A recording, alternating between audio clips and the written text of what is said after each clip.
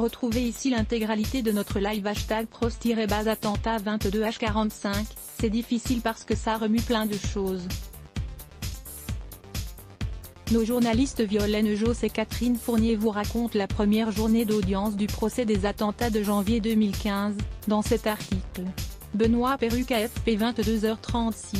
Voici les contenus qu'il ne fallait pas manquer aujourd'hui sur notre site. Cet article de Violaine Josse et Catherine Fournier pour comprendre le procès des attentats de janvier 2015. Ce glossaire pour suivre l'élection présidentielle américaine. Cette explication sur le protocole lorsqu'un cas de Covid-19 est détecté dans une classe.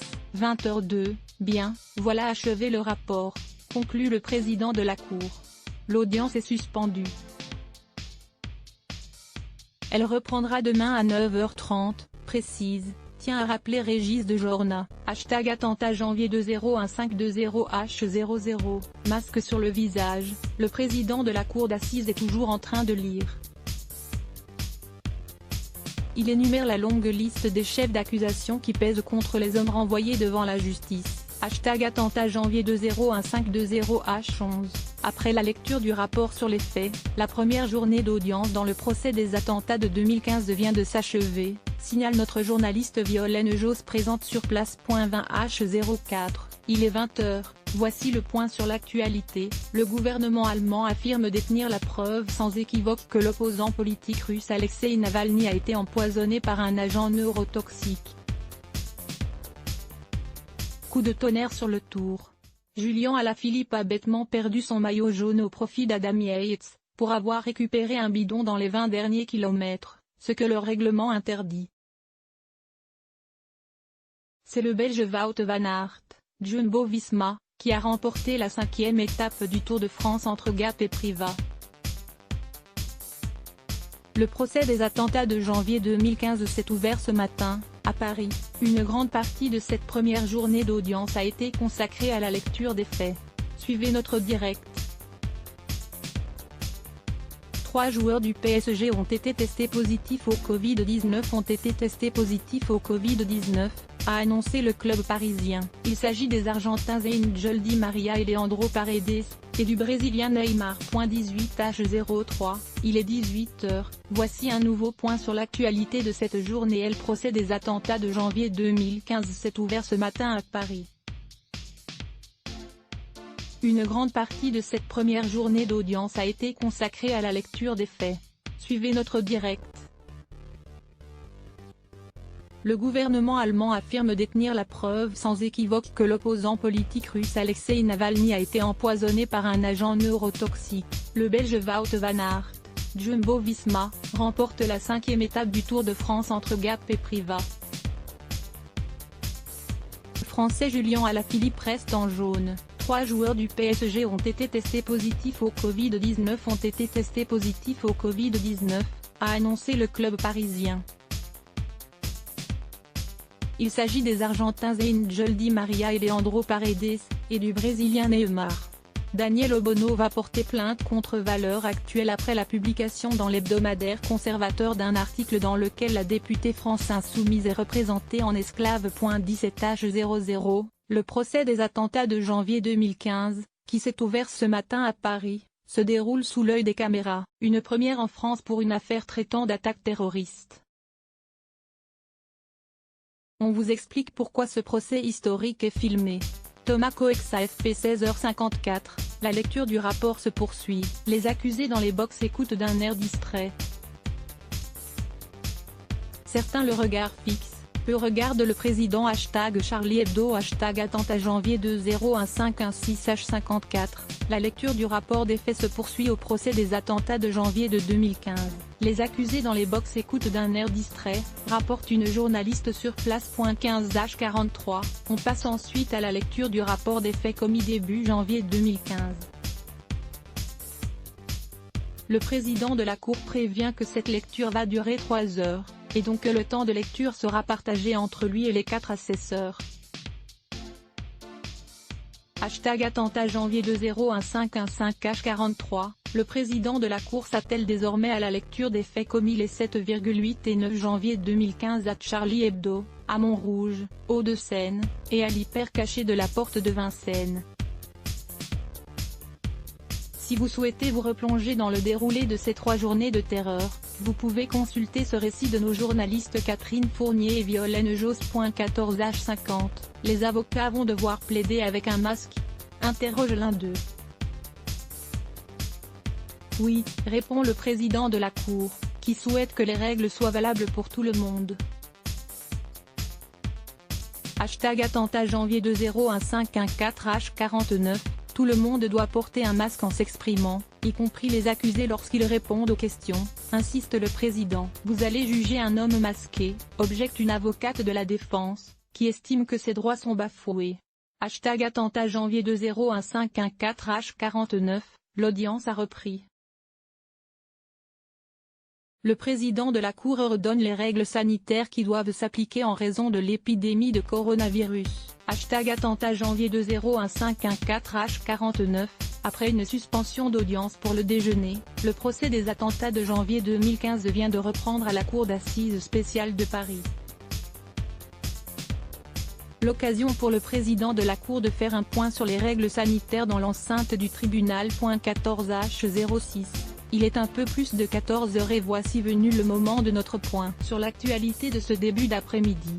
Le procès des attentats de janvier 2015 à Charlie Hebdo, à Montrouge, Hauts-de-Seine, et à l'hypercaché de la porte de Vincennes s'est ouvert ce matin à Paris.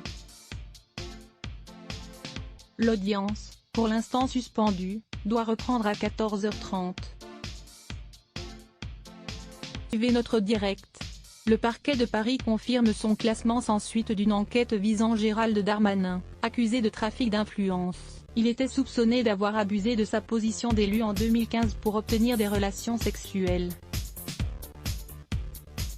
Les insultes contre les maires seront désormais considérées comme des outrages, a annoncé le ministre de la Justice Éric Dupond-Moretti, une qualification qui permettra la mise en œuvre de travaux d'intérêt général.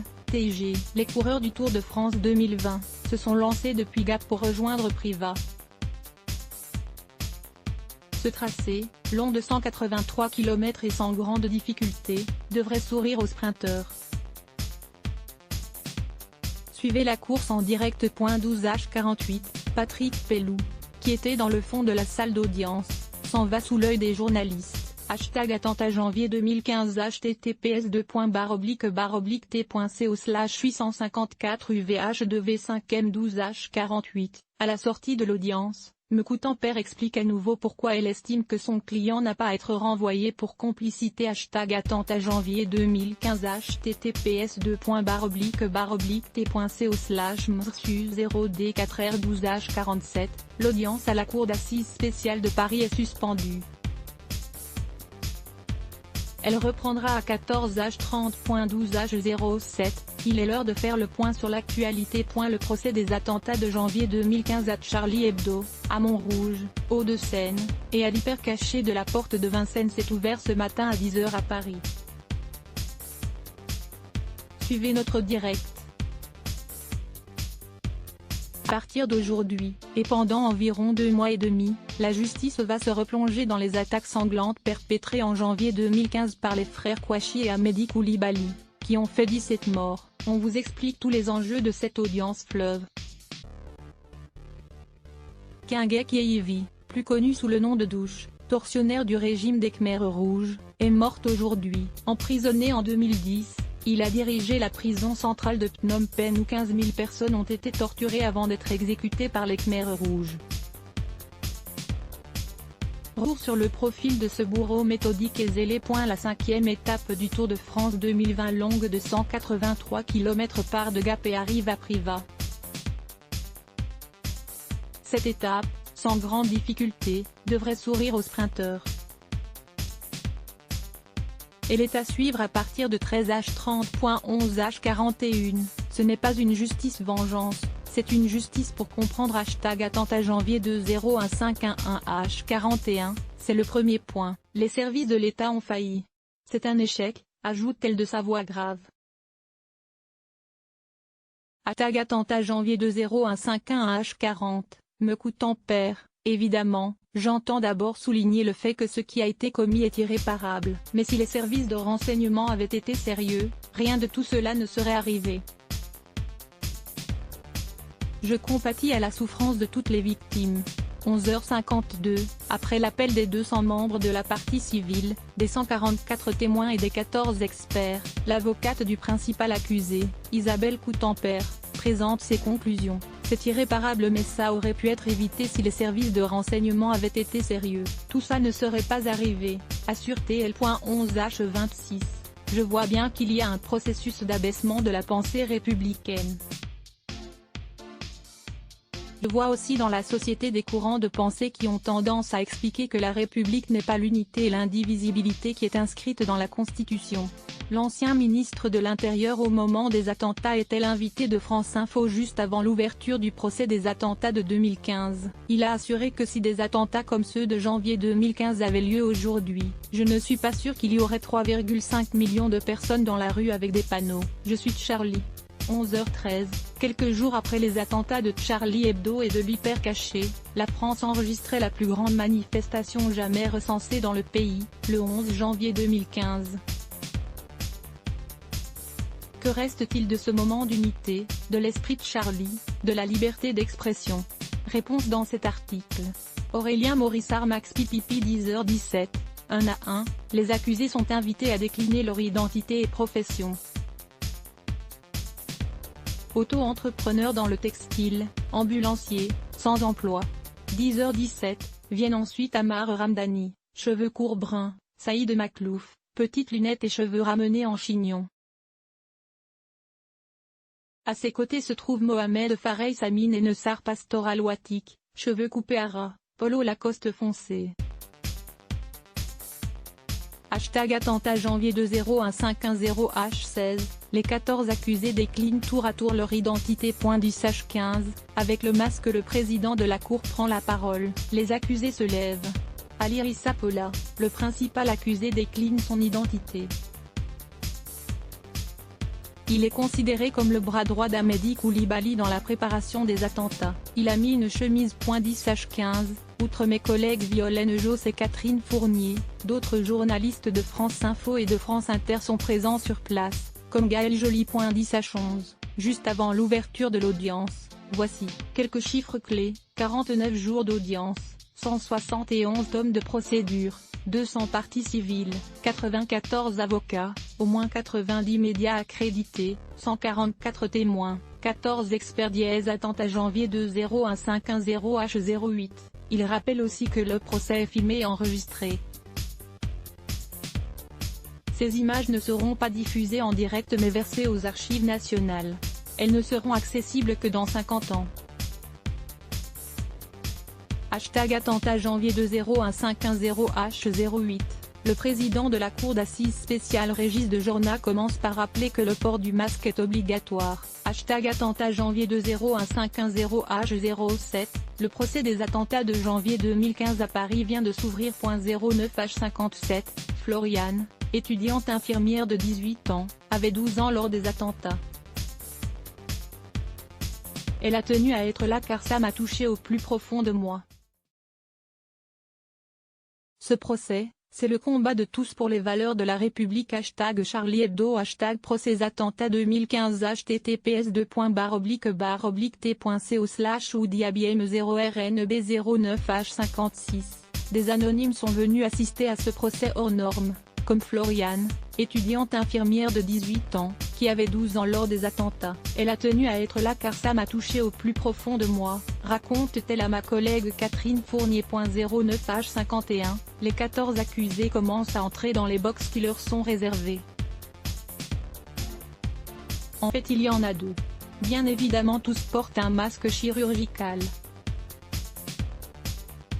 Hashtag attentat janvier 2015009H51, lors de l'ouverture du procès, prévue à 10h, approche, les 14 accusés ont fait leur entrée dans la salle d'audience, masqués, coronavirus oblige, précise ma collègue Violaine Josse. 09H44, 5 ans après Charlie Hebdo, a-t-on appris de nos erreurs? Le constat fait par l'IFOP est terrifiant. Parmi les musulmans, flèche droite, 18% ne condamnent pas les terroristes, 26% chez les 18-24 ans, flèche droite, 74% des de 25 ans font passer la religion avant la loi. pas de fantasmes, des chiffres. https://t.rs4nwb0JSG09H58. Selon un sondage IFOP pour Charlie Hebdo publié hier, à la veille du début du procès des attentats de janvier 2015, 82% des Français musulmans condamnent les auteurs de l'attentat contre l'hebdomadaire Charlie Hebdo contre 92% de la totalité de la population française, et par conséquent 18% des Français musulmans ne condamnent pas ces événements. 09H30, Richard Malka, avocat de Charlie Hebdo. Ils sont morts pour que nous puissions rester libres. https://t.co/ciodule de 409H33. Richard Malka, l'avocat de Charlie Hebdo, est arrivé au tribunal de Paris pour le procès des attentats de janvier 2015. Face aux journalistes, il a assuré que les victimes de l'hebdomadaire sont mortes pour que nous puissions rester libres. L'esprit de Charlie Hebdo, c'est refuser de renoncer à nos libertés, au rire, à la liberté de critique, à la liberté de blasphème, a-t-il ajouté. N'ayons pas peur ni du terrorisme, ni de la liberté, a-t-il conclu. 09H13, il est l'heure de faire le point sur l'actualité. Le procès des attentats de janvier 2015 à Charlie Hebdo, à Montrouge, Hauts-de-Seine, et dans l'hyper caché de la porte de Vincennes s'ouvre ce matin à 10h à Paris. Suivez notre direct. À partir d'aujourd'hui, et pendant environ 2 mois et demi, la justice va se replonger dans les attaques sanglantes perpétrées en janvier 2015 par les frères Kouachi et Ahmedi Koulibaly, qui ont fait 17 morts. On vous explique tous les enjeux de cette audience fleuve. Kingek Yehivi, plus connu sous le nom de Douche, tortionnaire du régime des Khmers rouges, est morte aujourd'hui. Emprisonné en 2010, il dirigeait la prison centrale de Phnom Penh où 15 000 personnes ont été torturées avant d'être exécutées par les Khmers rouges, durant les années 1970. La Nouvelle-Calédonie a annoncé, hier, la prolongation des restrictions aux frontières de l'archipel jusqu'au 27 mars 2021 pour se protéger du Covid-19. Plus de détails dans cet article. 08H58, Lassana Bathily, pris en otage à l'hyper caché par Ahmedi Koulibaly, vient d'arriver avec son avocate, Samia Maktouf. Il est aussitôt entouré de micros et de caméras, glisse quelques mots avant de rentrer dans le tribunal. #Charlie Hebdo #procès attentat 2015 https://t.co/monux5wq09h03. Ma collègue Catherine Fournier est présente devant le tribunal de Paris. Elle rend compte de l'arrivée de Lassana Bathily, pris en otage à l'hyper caché par Ahmedi Koulibaly, accompagné par son avocate Samia Maktouf. 08H52, l'ancien ministre de l'Intérieur Bernard Cazeneuve a assuré attendre beaucoup de choses de ce procès des attentats de janvier 2015. Il espère que les familles pourront faire leur deuil, mais il estime sur France Info que ce procès est celui de l'endoctrinement, de cette folie, de cette idéologie totalitaire, qui conduit à tuer des innocents. 8h46, on doit entendre et supporter le fait que les accusés ne savaient rien du dessein criminel précis des auteurs de ces attentats. Le procès des attentats de janvier 2015, Charlie Hebdo, Montrouge et l'hyper caché, s'ouvre aujourd'hui à Paris.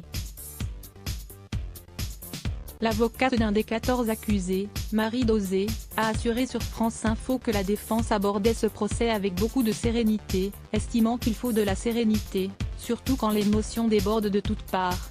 8h39, invité sur France Info, l'ancien ministre de l'Intérieur Bernard Cazeneuve a assuré qu'en France on a le droit de s'en prendre aux religions, confirmant ainsi les propos de Emmanuel Macron qui défendait hier la liberté de blasphémer. À lire aussi sujet associé l'Est bloc ADS. Why?